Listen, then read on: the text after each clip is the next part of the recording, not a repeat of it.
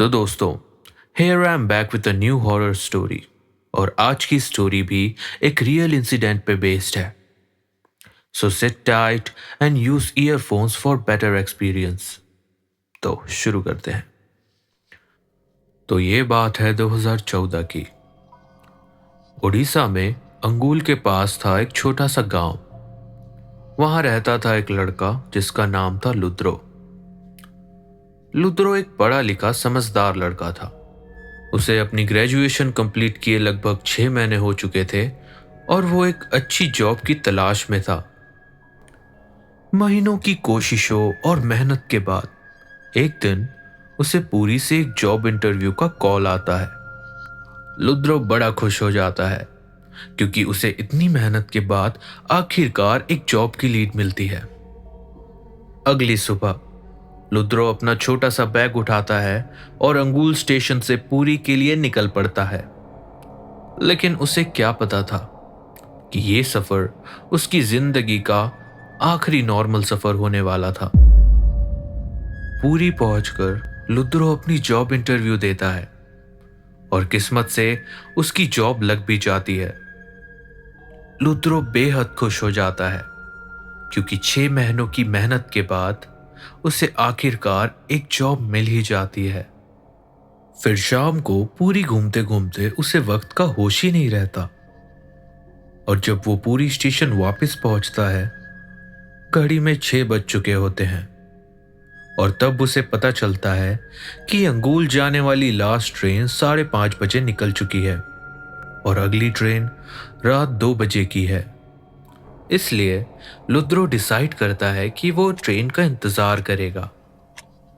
लेकिन 1-2 घंटे इंतजार करने के बाद एक अनाउंसमेंट होती है कि जो पुरी से अंगुल जाने वाली ट्रेन थी जो कि 2 बजे छूटने वाली थी वो आज रद्द कर दी गई है। इस अनाउंसमेंट को सुनने के बाद लुद्रो के दिमाग में सिर्फ एक ही सवाल था कि अब वो क्या करेगा। फिर कुछ देर सोचने के बाद उसे ध्यान आता है कि पुरी से उसके गांव के लिए बसेस भी जाती हैं।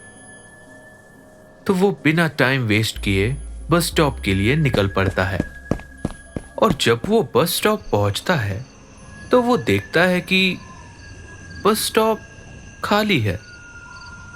ना तो वहां कोई बस खड़ी है और ना ही वहां कोई पैसेंजर है। वो ज्यादा सोचे बिना साइड में जाकर बैठ जाता है और बस का इंतजार करने लगता है। रात के 10 बज चुके होते हैं और तकरीबन आधा घंटा इंतजार करने के बाद उसे सामने से एक बस आती हुई दिखती है। बस उसके सामने आती है और रुकती है। लुद्रो बिना सोचे बिना टाइम वेस्ट किए सीधा बस में चढ़ जाता है और जैसे ही वो बस में पहला कदम रखता है वो नोटिस करता है कि बस तो पूरी खाली है। बस में सिर्फ ड्राइवर और कंडक्टर है। फिर भी वो ज्यादा सोचता नहीं है। कंडक्टर से अपनी टिकट कटवाता है और बस की फ्रंट सीट पर बैठ जाता है। फिर बस चलने लगती है। अब लगभग 1 घंटा बीत चुका होता है। बस अंधेरी सड़कों पर दौड़ रही होती है। लुद्रो को नींद आ जाती है। तभी अचानक कंडक्टर उसे जगा देता है। कंडक्टर कहता है, अरे भाई उठ जाओ, अरे तुम्हें एक जरूरी बात बतानी है, अरे उठो यार। लुद्रो उठता है। कंडक्टर धीमी आवाज में उससे कहता है, सुनो, थोड़ी देर में एक बस स्टॉप आएगा, वहां से कुछ औरतें इस बस में चढ़ेंगी। लुद्रो नॉर्मल टोन में पूछता है, लेकिन आप मुझे ये सब क्यों बता रहे हो? फिर कंडक्टर कहता है, अरे सवाल मत पूछो, जब वो औरतें बस में चढ़ेंगी तुम अपना सर नीचे रखना, कोई आवाज मत करना, उनसे बात भी मत करना, वो कुछ कहे तो उनका जवाब भी मत देना और हमें भी कुछ नहीं कहना। बस चुपचाप चुपचाप बैठे रहना। लुद्रो कंफ्यूज होकर उससे पूछता है, लेकिन क्यों? इस बात का जवाब कंडक्टर उसे दे ही रहा होता है।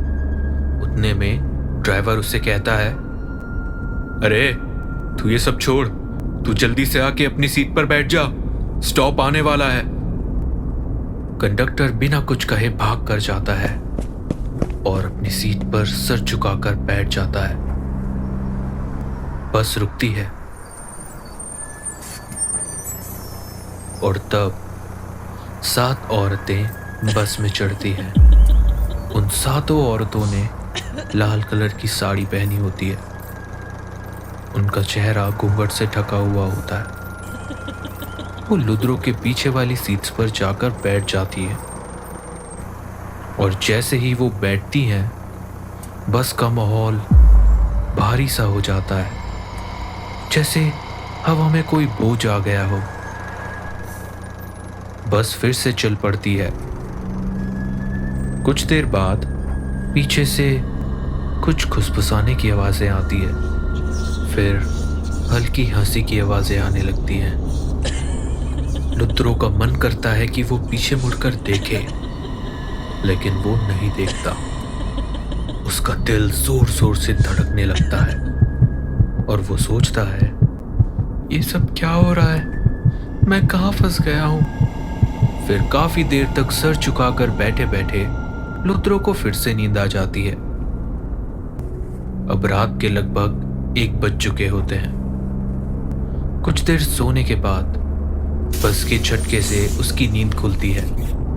उसके पीछे से वो आवाजें अब भी आ रही होती है।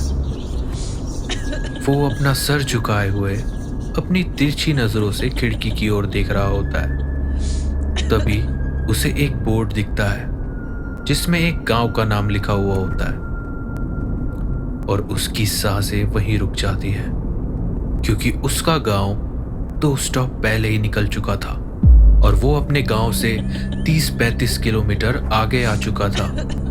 घबराकर वो भूल जाता है कि उसके पीछे कौन बैठा है और कंडक्टर ने उसे क्या समझाया था, और वो जोर से चिल्लाता है, अरे भैया, मेरा स्टॉप तो बहुत पहले छूट गया, आपने बस रोकी क्यों नहीं? उसी पल 7 औरतें जो उसके पीछे बैठी हुई थी एकदम चुप हो जाती हैं। ड्राइवर बिना कुछ कहे तुरंत बस रोक देता है। लुद्रो अपना सामान उठाता है और जल्दी से नीचे उतर जाता है। जैसे ही लुद्रो नीचे उतरता है, बस तुरंत आगे बढ़ने लग जाती है और तब लुद्रो नोटिस करता है कि उस बस में तो कोई भी नहीं है। न उसे ड्राइवर दिखता है और ना ही कंडक्टर, और ना ही वो औरतें दिखती है। वो बस पूरी की पूरी खाली होती है। ये देखकर लुद्रो के होश उड़ जाते हैं और उसे बिल्कुल समझ नहीं आता कि आखिर उसके साथ ये सब हो क्या रहा है। लुद्रो अपने आसपास देखता है, उसे कुछ नहीं दिखता। उसे दिखता है तो सिर्फ जंगल और चांदनी में डूबी खाली रोड। वो आगे बढ़ने लगता है। तभी सामने से उसे एक ऑटो आती हुई दिखती है। लुद्रो हाथ दिखाकर उस ऑटो को रोकने की कोशिश करता है। ऑटो उसके सामने आकर रुकती है। लुद्रो ऑटो वाले भैया से कहता है, भैया, अच्छा हुआ आप आ गए। मैं काफ़ी देर से इस रोड में चल रहा हूँ। मेरे साथ बहुत सी अजीब चीज़ें हो रही है। क्या आप मुझे मेरे घर छोड़ देंगे?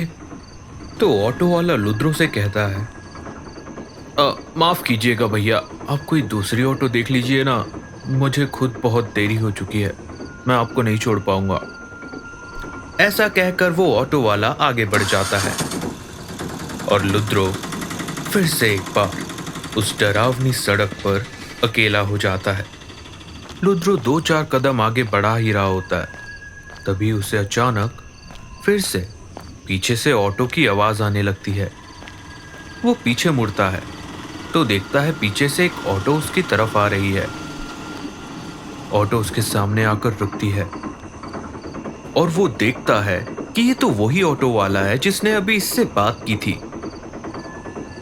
ऑटो वाला लुद्रो से घबराई हुई आवाज में कहता है, अरे भाई जल्दी बैठो गाड़ी में, देरी मत करो, जल्दी बैठो। लुद्रो भी बिना देरी किए ऑटो पर चढ़ जाता है। लुद्रो ड्राइवर से पूछता है, अरे भैया आप इतने डरे हुए क्यों हो, क्या हुआ? ऑटो वाला लुद्रो से कहता है, पीछे वो औरतें। और लुद्रो जब पीछे पलट कर देखता है तो उसकी जान उसकी हलक पर आ जाती है। वो देखता है कि ये तो वही 7 औरतें हैं जो बस में थी, वही लाल साड़ी, घूंघट ओढ़ी हुई। और वो देखता है कि वो जमीन पर नहीं है, वो जमीन से 2 फीट ऊपर हवा में है। उनकी दोनों टांगे उल्टी हैं और वो लगभग ऑटो की स्पीड से ही उनका पीछा कर रही हैं। ये सब देखने के बाद लुद्रो की आंखें फट जाती है। लुद्रो ऑटो वाले से कहता है, भैया ये सब क्या है? भैया ये औरतें कौन है? ये सब क्या हो रहा है हमारे साथ? ऑटो वाला फुल स्पीड में ऑटो चलाते हुए लुद्रो से कहता है, अरे भाई ये सब औरतें नहीं है, ये तो चुड़ैले हैं। आज हरेली तो नहीं। वो ऑटो वाला लुद्रो को लेकर सीधा अपने घर चले जाता है। घर पहुंचते ही दोनों की जान में जान आती है। लुद्रो ऑटो वाले भैया से पूछता है, हाँ भैया ये सब क्या हुआ हमारे साथ? ये सब क्या है? वो ऑटो वाला लुद्रो को बताता है, अरे भाई आज तो हम बाल बाल बच गए। वो चुड़ैले थी। वो चुड़ैले हर साल हरेली के दिन निकलती हैं, ऐसा मैंने सुना था। लेकिन आज मैंने देख भी लिया। लुद्रो पूछता है, हाँ, सुना था मतलब? तो ऑटो वाला उसे पूरी कहानी बताता है। ऑटो वाला ये बताता है कि अरे जब मैं छोटा था तब मेरे दादाजी ने ये बात मुझे बताई थी। बहुत पहले की बात है, जब मेरे दादाजी लगभग तुम्हारी उम्र के थे। वो बताते थे कि उस टाइम पे हर साल हरेली के दिन गांव का एक लड़का लापता हो जाता था। गांव वालों के काफी ढूंढने के बावजूद भी उन लड़कों का नामो निशान तक नहीं मिलता था। लेकिन एक बार किसी ने देख लिया कि लड़के कैसे गायब हो रहे थे, और उसने जाकर गांव वालों को जब सारी बातें बताई तो ये पता चला कि लड़के यूं ही गायब नहीं हो रहे थे।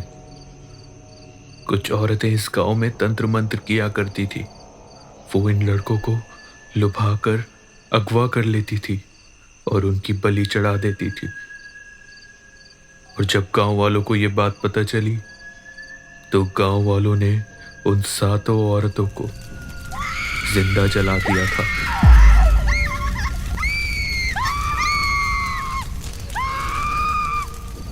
गांव वालों को लगा था कि सब ठीक हो जाएगा, लेकिन उसके बाद भी हर साल हरेली के दिन गांव के एक जवान लड़के की अकाल मृत्यु हो जाती थी। गांव वालों का यह मानना था कि वो औरतें वापस आ गई है। लुद्रो को पूरी कहानी समझाने के बाद ऑटो वाला कहता है, सुनो भाई, आज तुम मेरे घर में ही रुक जाओ, कल सुबह चले जाना, आज की रात खतरे से खाली नहीं है। लुद्रो उस ऑटो वाले के घर में ही रुकने का डिसाइड करता है, क्योंकि बाहर जाना मतलब मौत। लुद्रो की सोने की व्यवस्था उसके घर के हॉल में कर दी जाती है और वो ऑटो वाला अपने रूम में जाकर सो जाता है। लुद्रो भी बाहर रूम में सो जाता है। लुद्रो की आंख बस लगी ही होती है कि अचानक बाहर दरवाजे पर कोई दस्तक देता है। लुद्रो की नींद खुल जाती है। लुद्रो को सुनाई देता है कि दरवाजे से बाहर उसे कोई नाम लेकर पुकार रहा है। लुत्रो दरवाजा खोल, बाहर आ जा, हम तेरा इंतजार कर रहे हैं। ये सुनने के बाद लुद्रो को कुछ हो जाता है। वो बिस्तर से उठकर दरवाजे की ओर बढ़ता है, जैसे कि उसे खुद पर काबू ना हो, जैसे कि वो नींद में चल रहा हो। लुद्रो दरवाजा खोल देता है और जैसे ही वो बाहर देखता है, बाहर कोई नहीं होता। लुद्रो घर के बाहर निकलता है। गेट के पास जब वो पहुंचता है, तब उसे अचानक से होश आता है। वो बहुत घबरा जाता है और कहता है, मैं तो घर पे सो रहा था, ये मैं घर के बाहर कैसे आ गया? और जैसे ही वो घर की ओर मुड़ता है, वो देखता है कि वो सातों औरतें उस घर के छत पर खड़ी हुई हैं। उन्हें देखकर लुद्रो की रूह कांप जाती है और लुद्रो चिल्लाते हुए गांव की ओर भागता है।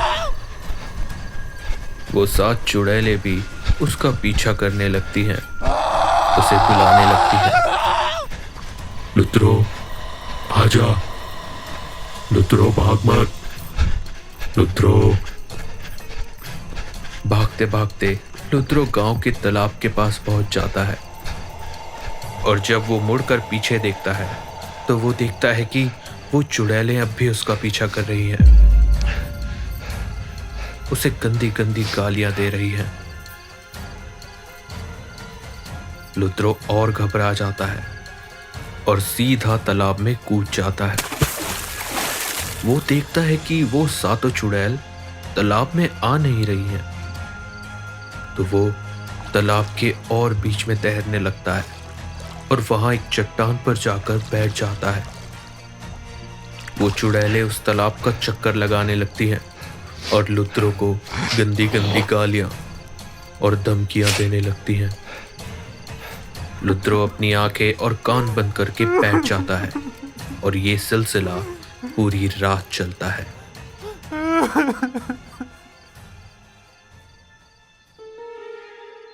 अगले दिन सुबह जब गांव वाले तालाब के पास आते हैं, तो वो देखते हैं कि एक लड़का तालाब के बीचों बीच एक चट्टान पर बेहोश पड़ा है। फिर गांव वाले लुद्रो को हॉस्पिटल लेकर जाते हैं।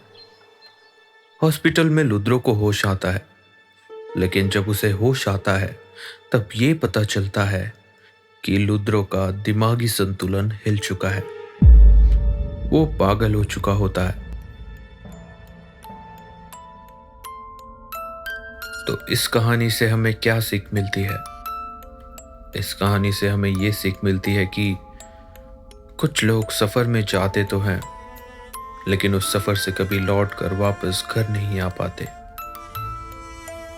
तो ये थी आज की हॉरर स्टोरी, और लोगों की ऐसी ही रियल कहानियां सुनने के लिए चैनल को सब्सक्राइब करें। तब तक के लिए I'll see you guys in the next video. Goodbye.